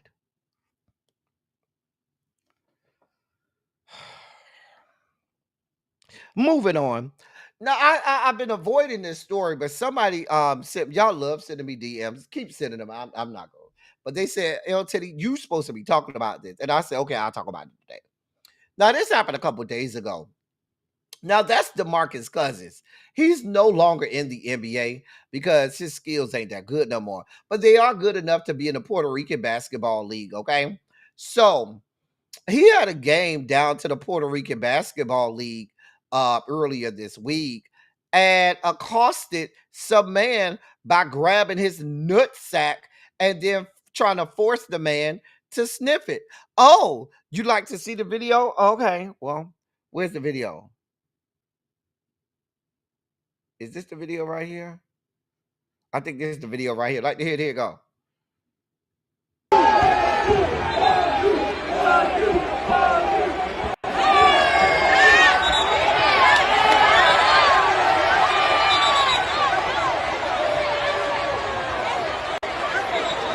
Hold on, let me start it over so y'all can see the grabbing of the nutsack and then the trying to force this man to sniff his ball gravy.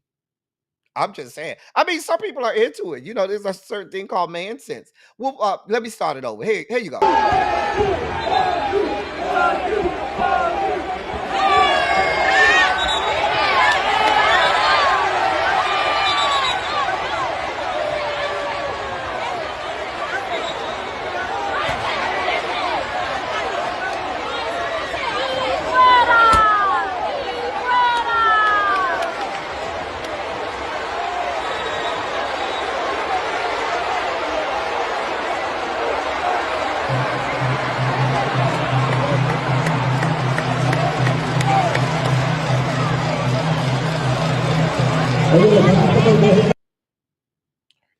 This what y'all got going on in the year of our Lord 2025. Now, girl. Now he has subsequently been banned. He's been suspended and for the rest of the season, I should say. I shouldn't say banned, but he's been suspended for the rest of the season. Down to the Baloncesto Superior Nacional Association of Basketball. Uh-huh. Yep. He got suspended.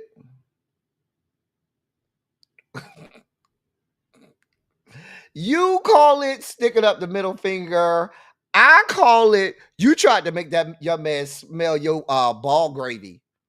You grabbed your nutsack and tried to force the man to sniff on your ball gravy. That's what you did. Hey, The Informed. I'm just saying. I don't know what y'all got going on. I don't know. Child, sir, go with God. That is, y'all got a lot going on. That is Houston Texan Jimmy Ward who has been arrested. Now, he plays safety for the Houston Texans, and he's a former first-round pick. Now, he was arrested this morning on domestic violence charges. Uh, Jail records show that he was taken into custody in Montgomery County, Texas at 5:38 a.m. and booked on one count of assault, familial house impeding breathing or circulation.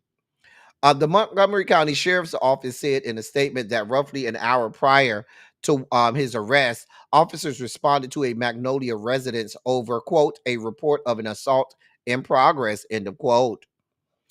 The Montgomery County Sheriff's Office said, quote, upon arrival, deputies made contact with the victim who alleged she had been assaulted, strangled, and threatened by her fiancé. Based on the information and statements provided during the investigation, Ward was taken into custody without further incident, end of quote. He was then booked, law enforcement says, as an emergency protective order against him was filed at the victim's request. They're still investigating the matter. Now, the Houston Texans said in a statement to the Houston Chronicle, they are, quote, aware of the report involving Jimmy Ward and are gathering more information and have no further comment at this time, end of quote. The story is still developing. Now, he used to play for my beloved 49ers, and now he's over there with the Houston Texans. Y'all need to stop putting y'all hands on these people. Just go take a walk. Listen, if you get that mad, baby, go, leave, take a walk, go somewhere, take a walk, smoke one, whatever you need to do to get over it. It ain't worth it. I don't have no picture of the girlfriend. I don't know if of the fiance. Let me see if I can find her. You know, now if she is descendant from the Caucasus Mountains, let me see.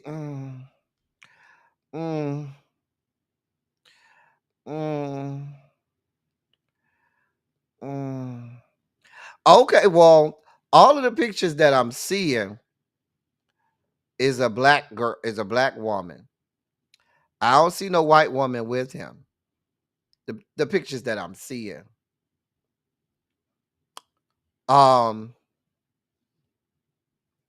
So yeah. Now I don't know if this is her. Maybe I don't know. It's hard to find pictures of her. Wait. No, this is not him. Hold on for a moment. Hold on. No, that's not him. No, that's not him. Okay. Yeah, only pictures I see is of him with a black woman. Beyonce Skank is in the news. So Beyonce Skank out here making them change the rules. Now, this is something that black people do all of the time. Black people, we go places that because they don't like us, they like to change the rules. So now instead of them just having the best country album, now they have the best contemporary country album and the best traditional country album. I mean, but last time I checked, black people invented country music anyway. So shouldn't black people be all over the best traditional country album? I'm just asking. But yeah, Beyonce that made them split it up into two categories because the people descended from the Caucasus Mountains that do country music now, they don't want to have to compete with Beyonce Skank. They're mad. They're upset. And you know what? It's not even the country. I shouldn't say it isn't the country music fans, but by and large, country music fans enjoyed her work. It's the other country music artists that have a problem with it. They've been doing this to black people since they started the Grammys. Always when we get in the category and we dog walk them hoes, now they got to try and invent new categories so white people have a chance. I guess. In our last story of the day, the Grammys unsheathed a several new Grammy categories today. That's how we found out about the two new country categories. One of the categories, which I'm excited for, is best album cover. Now they used to have three different categories that comprise the album cover. That kind of take a look at album covers, which was best recording package, best boxed or special limited package, um, as well. And so they combined those into best album cover. Now I'm just thinking over my lifespan, how many album covers I've seen and how many have been so great. Like whenever I think about certain albums, I think about those album covers, and there have been some great album covers over one of my favorites is the Low End Theory album cover. You know, that red and green body on from my favorite rap group of all time, Tribe Called Quest. You can remember Biggie's first album cover with the little baby on that. You know, just there have been some album covers that are iconic, and that I'm looking forward to this album cover. Hey, Melinda J, are y'all looking forward to this category, best album cover? Because I am. I certainly am. I think it'll be. I just wish we could go back to some of those old ones from like the 80s and 90s, especially the 90s. There were some very creative album covers back in the 90s that that I'd love to see when Outkast would have some really good album covers. Like I'm just thinking going back through the 90s and very early 2000s, there used to be some great album covers out there. Remember when you used to buy a CD and you had to go get the whole CD booklet? You would, look at the album cover art. They would have the lyrics and stuff. If it was an R&B album, a lot of R&B albums, they would give you the lyrics, and they would have each track and the lyrics and everything in there. Sometimes they would put like little stories or poetry or extra pictures and stuff in the CD booklet. It was a whole thing back in the day. We don't got that no more. Artists used to have to put work into the music. They really put work. And that's why back then you used to have an album that would, last 2 or 3 years. Now an album lasts 2 or 3 months. Just saying. But yeah.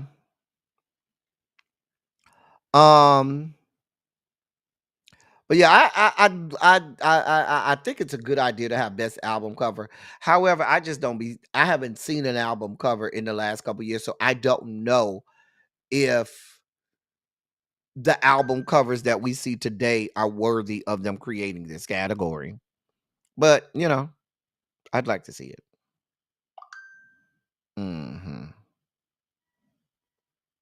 I'm just saying. Anyway,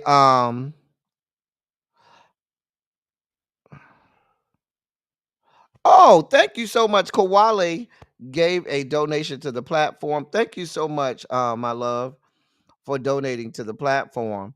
It is with the little flower on it. That's so nice. Thank you so much for your donation to the platform. We work hard over here. And with that, ladies and gentlemen, that's the dossier. That, ladies and gentlemen, is the dossier for today. Did y'all like the new little setup I had? I'm still working on. I got to still work out the kinks, but I'm gonna try to do a little more. Try to make sure we have fix up the place so we can look a little professional. Professional. If you enjoyed yourself today, please go ahead and put a shondo in the chat if you enjoyed today's Run Your Mouth. Tomorrow is Friday. I think it's my week to do our chasing Chasing Dallas panel. So maybe we'll do that tomorrow. If not, we'll do something tomorrow. Y'all know Friday, I like audience participation. So if either we're going to do a members only live, or if we do a live, then I'm looking for y'all to come up on the platform for me, or with me. Okay. So tomorrow, I'm looking for y'all to be up here on screen with me tomorrow. Okay. So be prepared. If we don't do the it's no chasing this week, great, beautiful. So what that means is tomorrow, when we go live tomorrow afternoon, I'm looking for y'all to be up here with me. Okay. That's what I'm looking for. Everybody understand? Don't come over here tomorrow acting all squeamish and acting like you don't want to come up. And, oh, I don't have nothing to say. Yes, you do. Stop playing with us. We're gonna go over there to the members only chat and see what Xavier put in there so we can look at Anton. Let me look over there on my phone and see what Xavier put in there. Hold on. See what Anton looking like. I can't show y'all on camera because that's for the members. Shout out to the members. Let me see what Xavier put. You say you put it in the palate cleansers? Oh, okay. He all right. He all right. He all right. Hold on, let me look at this picture with the little white pants. See what that meat showing. I mean, the meat look like it's sitting kind of heavy. Nah, I ain't gonna lie. The meat look like it's sitting kind of heavy. And that's after he got out the water with some shrinkage. I'm just saying. Child. Anyway, y'all, we about to get out of here. As I always say, I love y'all. I love all y'all. Thank you all for being vocal, present, and active. Thank you for doing what you do. Thank you for any and all contributions that you make to the channel. They're much obliged. They're much appreciated. Y'all see I put the little QR code down there so you'll never have to ask, and it still be scrolling at the bottom and all of that good stuff. We about to get up out of here. Listen, I should have uploaded that video and blamed Chef Don Don. Chef Don Don, you saw that video in the members only chat with the people putting magnesium citrate in the crawfish. I said, you know what? I'm not doing this with these white people. Them Chef Don Don people, I ain't got nothing to do with it, okay? I ain't got nothing to do with it. Them are Chef Don Don's people. Put goddamn magnesium citrate in with the goddamn crawfish. God be with us. Anyway, we getting up out of here. Listen, y'all gotta go. I'm hungry. It's time for me to go get something to eat. So that's all I got for y'all. Until next time. Thank y'all for coming. Y'all drive safely. I'm out. I love y'all. I'll see you all tomorrow.